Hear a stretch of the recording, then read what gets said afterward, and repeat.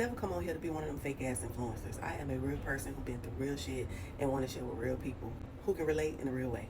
Now that that's out the way, I like to come on my patio and sometimes I like to reflect.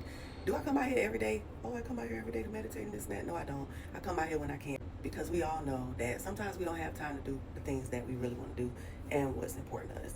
Am I trying to get better? Yes.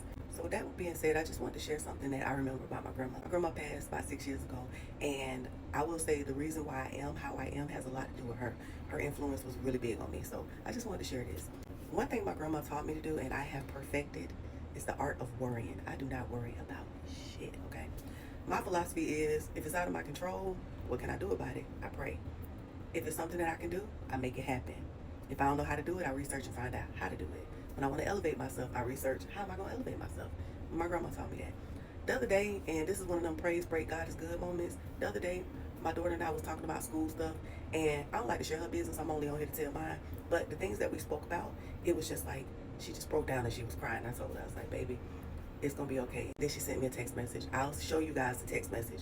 As a matter of fact, here it is. So a lot of my friends said I have a way with words. So I try to be very, very careful about the things that I put out into the world and what I say. I ain't always perfect. I be saying little slick shit, but whatever. I remember when I was a little girl, people used to walk up to my grandma at church and be like, Sister Pratt, you must be rich. I see you got you on a new suit or whatever.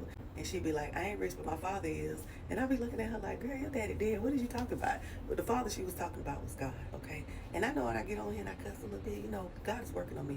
Like I said, I'm never going to be one of them influencers that get on here and try to act like I'm a perfect person, because I am not. But with that being said, I taught my children that I don't take care of them and that God take care of them.